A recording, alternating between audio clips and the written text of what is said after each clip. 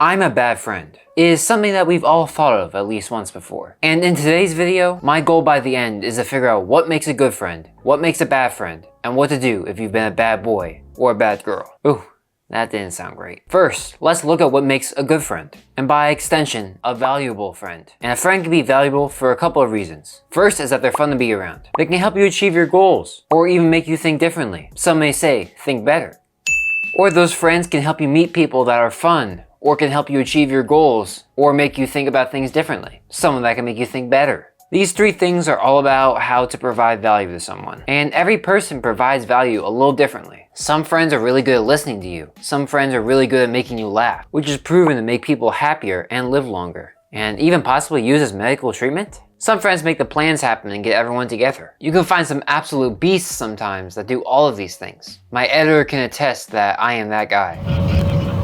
So let's go through some actionable steps to see what you can add to your life or change about it. A good friend is willing to call out their friends when the time calls for it. If you see one of your friends being peer pressured into doing something that you know that they don't want to do, or something that they don't believe in because they want attention, would you walk up to them and say, "What's up?" or "Why are you doing this?" The answer should be a surefire yes. I don't know about you, but when everyone's looking at you, cheering for you to do something, even though you know you probably shouldn't do it, the moment just feels too good to pass up sometimes. An example would be a dude gives you a can of beer at a party and yells, "Shotgun it!" A chant starts from there with a large amount of people chanting for you to shotgun it. And you know that you shouldn't do it, but now you feel like you just got to. Before you can actually do it, maybe a friend walks up to you and taps you on the shoulder like, "Hey, what are you doing?" And then you get dragged out of the moment and you reflect on your possible action. You're like, "Yeah, that's pretty stupid." Or maybe they yell to you from the crowd like, "Hey, Dylan, stop doing that. You know you shouldn't do it." And that one's a little less successful, but it can still help a lot. So be the person who is willing to be a party pooper. No pun intended. And do what is right for your friend, because you care about them. We all know what it's like to talk to someone and for them to just not care or to not listen. Let's say you bring up a topic about yourself, like let's say you got a really good score on a test, but then one of your friends say, "Oh yeah, like as big as X guy's forehead," and then they just start talking about that, not actually talking about what you started. Or maybe you give an idea of where to eat and there's absolutely no response and there's just pure, utter, deafening silence. Scenarios like these always end in awkwardness, embarrassment, and stress, and usually results in the ignored person just being quiet for a while and maybe not contributing for the rest of the day. We want people to feel heard and respond to what they're saying if possible, because people just really don't like being ignored but really do like talking about things. So the absolute best thing you can do is when a group conversation is happening and someone is interrupted or their idea is just forgotten or ignored, continue where the conversation is flowing. And then when they're done talking, you're like, "Hey, what were you trying to say earlier?" And then if the group tries to ignore that person again, at least from what I would do, I would say, "Hey guys, stop being disrespectful. He's trying to say something." Because sometimes it's like the group is trying to get this guy to be ignored. And that's just not nice. There have been so many times that I've seen smiles on people's faces from doing this for them. Usually it doesn't matter if I like the person or not like the person. If they have something to say, I make sure that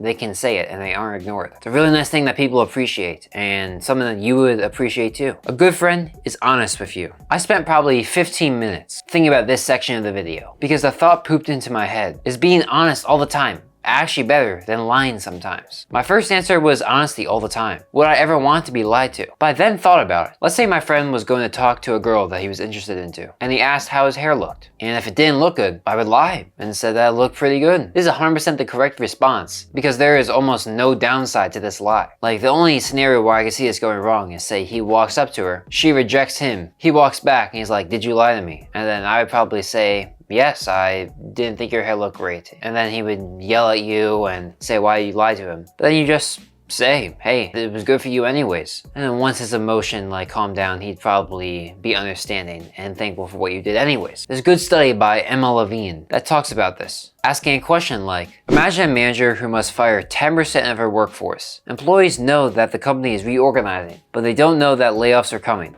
It is a Friday afternoon and the manager just received a list of who will be fired. An employee who is on the list drops by the manager's office to ask if there's any news about the reorganization. The manager still has about a month until she needs to tell the employees of their work status. Should the manager lie? Only 22.9% of respondents agreed in lying if it was an ordinary Friday afternoon. But 52% of the respondents approved of lying if it was the Friday afternoon before the employee's wedding. We can all see why this is the right choice. Unless you got that demon in you, in which case maybe you want to ruin a wedding. A good friend knows when to tell the truth and when it's best to save the truth for later. So be comfortable with telling lies in correct scenarios and telling your friend the truth later on, never skipping that part.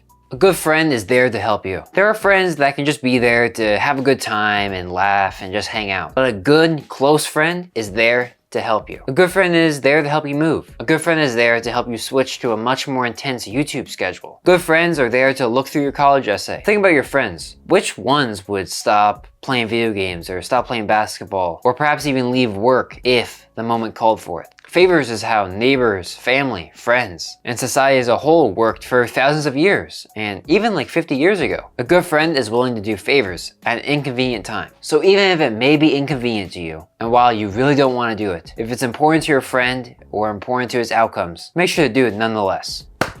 The absolute hardest part about being a good friend: genuinely apologize when wrong. This is possibly the best thing you can look for in a friend. The best type of person is someone who, when they've done something wrong, no matter how big or small it is, they make sure they'll let you know that they're sorry and ask for your forgiveness. And then you just say, of course I forgive you, it's not that big of a deal. But to them it is a big deal because making mistakes is a big deal to them. If they're genuine, they initiate, and you know that they're gonna make an effort to change whatever they messed up, then those are friends to keep and respect. Because there's so many people that rather hold grudges and tension and stress between people than to apologize. And this can stay true even if there isn't just someone who did something wrong and someone who did something right. A good friend is also willing to just talk about if something's wrong. Like if there's some stress and some tension between you two, they're there to talk it out and to fix the problem. Best thing you can start out with is along the same lines but not exactly as sorry is when you've been proven wrong in an argument. Instead of continuing, you say, oh wait, I see where you're coming from. I agree with you now. People who know me know that this is something that I definitely have to work on because I have a habit of arguing till the end. But I guess that's why I consider it so important, because I know it's one of my bigger weaknesses. Then you can move into times where it's like you messed up a situation for your friend by saying something that you shouldn't have. If you can't talk to them in person, you just text them and give a deep, long apology. Or if you're able to see them in person, you walk up to them and say, I'm deeply sorry for my mistake. It really takes a lot of willpower to do these things because it puts you in a very vulnerable state. But it's something with like everything else in the world where the more you do it, the more comfortable you get with it and the better it makes you. So if you heard any of these things and thought to yourself,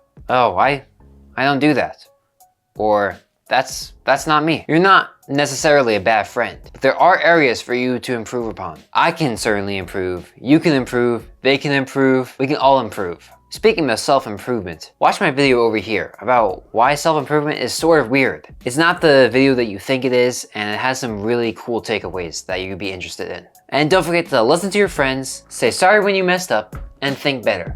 I'll catch you over in this video right here.